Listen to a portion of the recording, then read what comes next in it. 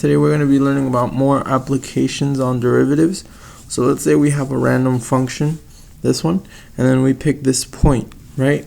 Well, we want to know what the slope of this function is at this moment, right here, some random point A. Let me see, A. We want to know what the slope is here. Well, that's where derivatives comes in, because let's say our function, right, is, let's say this looks like an x cubed, maybe plus 1, a little bit more manipulated, but plus 1.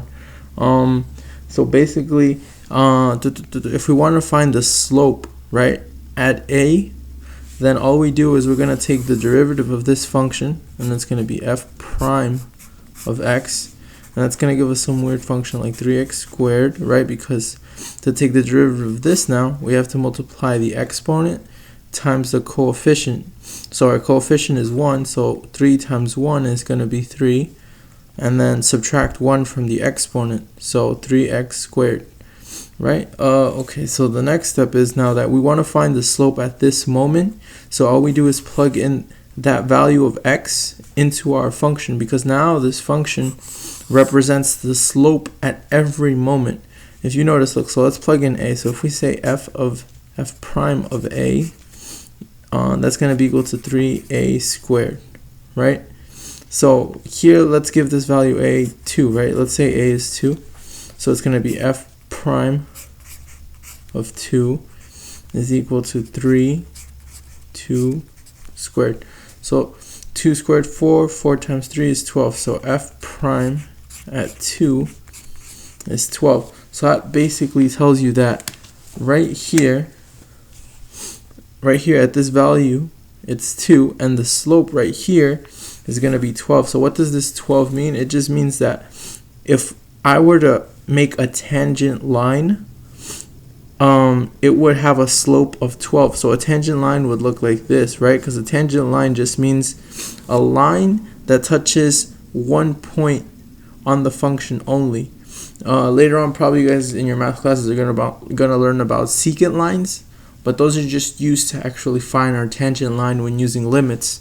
So, but back to this one, if you have, so they're telling us that 12 is gonna be the slope, right? So to graphically show the slope on a function at a point, then you have to make a tangent line.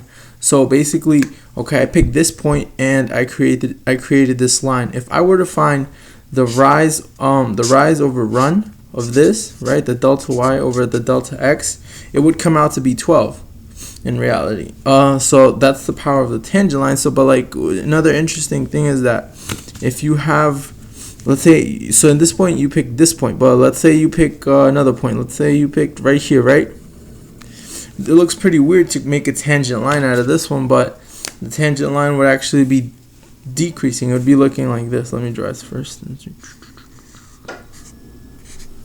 It's coming out weird, but that's what it would look like. It's only going to touch at one point. And the reason you really know that it's a downward line is because all you really have to do is follow the graph. Like here you see it's increasing, right? So you can actually imagine that we're going to create a line, and then right here we're increasing, but not as much. So it's like a roller coaster, you know.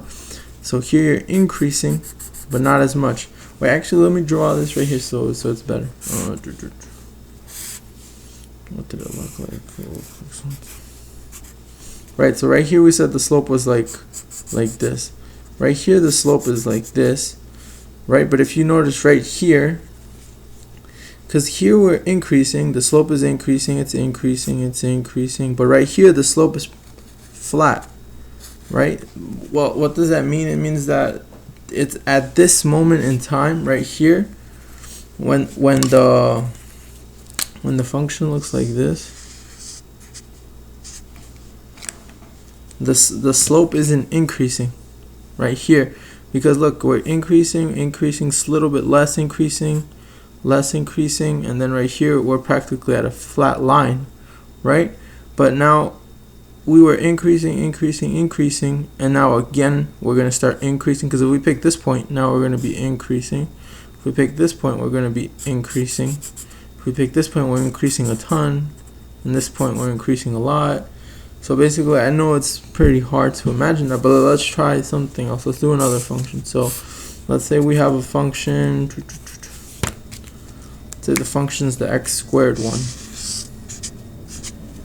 right? A function is x squared, right? But right here, right, the slope, if I were to make its tangent line, which is the same thing as a slope, it would look like this, right? And here, if I were to find a change in y over a change in x, you'll see that the slope is going to come out positive. Meaning, if the slope is positive, meaning that the slope is increasing, right? If you go pick a point here, the tangent line is actually, increasing at a rate of y higher or faster than a change in x.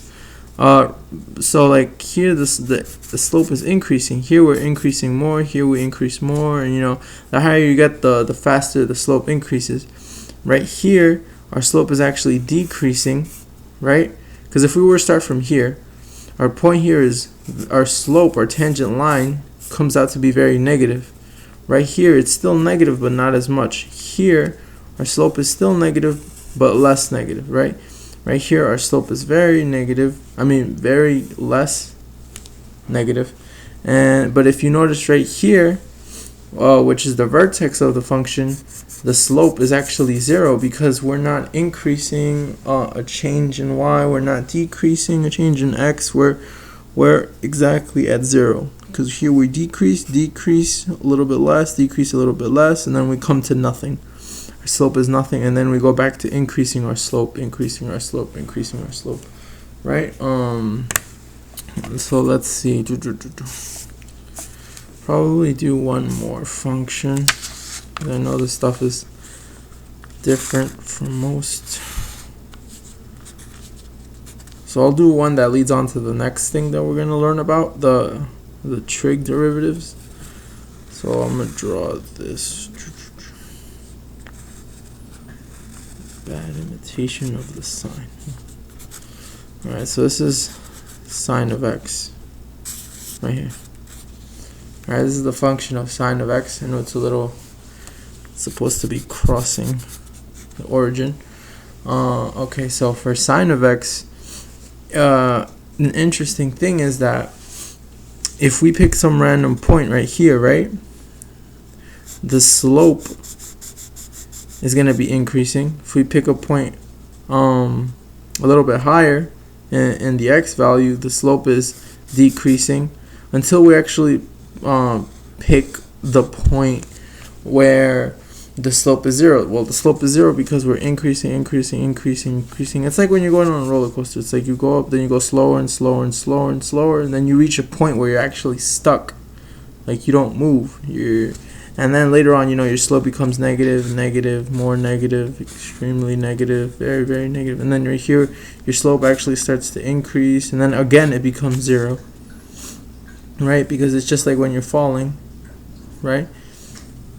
And then right here, you don't have anything imposing for you to go up, and you're not imposing anything to go down, so the slope is 0. And right here, your slope starting up again. Right here, it starts up again, right?